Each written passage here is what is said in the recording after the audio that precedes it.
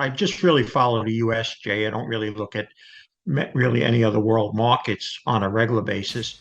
But here in the United States, we just have the problems just keep getting worse socially, politically, economically. They're not getting better. It's harder to move the needle now for them. I'm sure they'll come up with a debt. Yeah, I don't even know why they keep calling it a debt ceiling because they always go through it. But things overall, particularly because politically now, we are seeing just dysfunctional. We just had some viewing of supposedly the real tapes of what happened in January 6th. And all it's done is emboldened both sides more to believe that their side is correct. And there's no more middle ground. And when you don't have middle ground, there's always going to be disruptions. I don't know what it's going to be. You pointed out some, but when everything like this is on really bad ground on a deck of cards, just anything can happen. So nothing would surprise me. But I don't think you don't go out because you could get hit by a car. You go out and try not to get hit by the car. So I think we still have to invest, but we have to invest with both eyes and ears open. I have to always remind myself, Jay, I'm in my 40th year now, that I need to separate my secular views from my spiritual views. Okay. From a spiritual argument, it doesn't come as much of a surprise where we're going because of the warnings and the teachings that those who are Christian, get from their manual of life, the Bible. But from a secular standpoint, leaving that aside, I think one of the things that has empowered this is the internet. That's, 30 years, 40 years ago, it didn't exist. Most of your stuff was word of mouth or you turned on a program. Now, instantaneously, careers are ending, by people slipping up and saying something or whatever. But it's also emboldened people. And there's an old saying, the pen is mightier than the sword. Now I think you have to change it to the Twitter is mightier than the sword. And so I think people have lost, like we said, the civility, what we had. I mean, my father, if he ever saw me in any way talking to an adult, not as a perfect gentleman, he would have smacked me in the head. Now, younger folks speak in a way that I would have been murdered. So I think a lot of that plays into what's happening, Jay, and it falls into politics as well. It's no different there. I've been speaking out about what I believe is, it has arrived, a retirement crisis that will rival the debt crisis. Everybody knows about the debt crisis. You've had 300 speakers and it's been spoken about for years and all the problems. But the retirement crisis now, particularly with the baby boomers, reaching that period, is a crisis. We have 3/4 of Americans now working paycheck to paycheck. We have studies showing that less than a third have anything even close to what is needed to have a so-called comfortable retirement. People are living longer. Our ability to provide them what little entitlements the government has given is in trouble. Social Security, Medicare, Medicaid.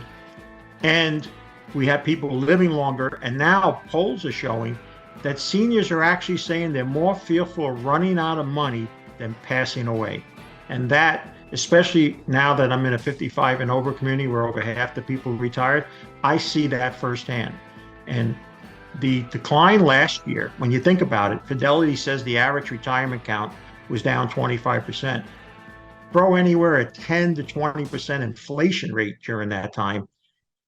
These people are on fixed income now. They're not working anymore. That's a huge problem. So my big thing is, I call it a retirement crisis. I think it's here. And combined with that is going to be what I think is a battle of the ages coming. A lot of people don't know this in the United States. Even some Canadians don't. But now in Canada, in the last couple of years, medical people to older people, either very ill or very old, have suggested ending their own life as an alternative to dealing with it. And, in 10 states now, we have the ability here to have assisted suicide. And I have trouble with that because it conflicts with my spiritual end. And in my faith, culture of death is the last thing we want. We're supposed to have the culture of life. But there's a lot of things coming down the road, but I think the retirement crisis is the next big thing here in the States. One of the things that's going to happen, I believe, is going to be an age battle. So we take somebody that's 30, 40 years old, they're going to see the taxes go up. Look, the government can only do two things. It can cut spending, which it's not good at, or it can raise taxes, which it's very good at. So you're going to have a person 30 or 40 being taxed just heavily and heavier, Medicare and all that. And they're going to say, wait a minute, there's 85-year-old men or women that you're spending hundreds of thousands to do some special operation on. Forget about it. I can't afford this. I can't even put food on my own table. And then the 85-year-old is going to say, listen, you took all that money from me all these years. Now I want to live and go on. So I call it the battle of the ages. And of course, who will win in that? Who will ever have the most political influence? Right now, the seniors, because they have a lot of whatever the money that exists. But younger people, I think, in my opinion, are more acute politically than when I was their age. I think one thing that's happened is, and I think that's all because of what's available to them now, the internet and all, we see much more activity politically wise, younger folks, than when I was 20 or 25 or 30. Here in the United States, there's one clear trend that's obvious, and that is we're moving more to secularism. We're not spiritually driven in a way that 40 or 50 years ago you might argue. And with that, there's also now more people in the United States that don't believe in a God than do believe. It's basically equal now. And that was way different 40, 50 years ago. And with that, you think differently and you act differently.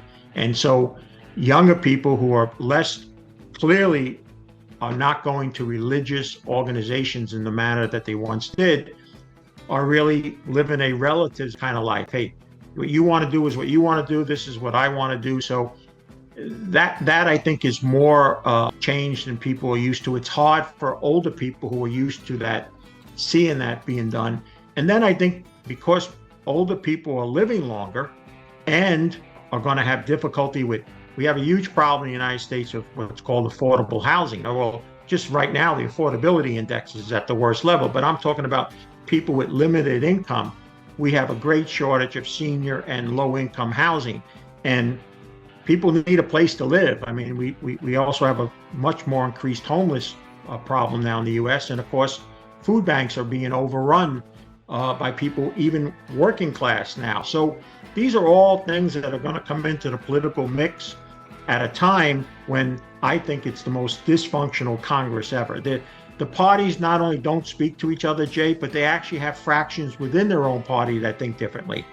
So I don't see how they can come together and make any real hard decisions that will benefit all these issues that we just touched on. I have stated by the end of 2021 not to own any general equities or bonds, and that still remains. The only thing that changed today is because now we're seeing 1 and 2 year notes up at 5%, and the S&P 500 is yielding only 1.5%. I think that's pretty good competition. That could help suppress equity prices if the rates stay up at that level. So there's a little interest in short-term rates, but I still think we can see rates go higher. We had a Fed that just put the pedal to the metal. They drove down interest rates down to zero. We had governments printing trillions and trillions of dollars and giving them away, pandemic or no pandemic. And it helped the market do exceptionally well, but it borrowed a lot from the future. And the people that are going to pay most for that borrowing are the younger folks, because it took away from what could have been done in the future.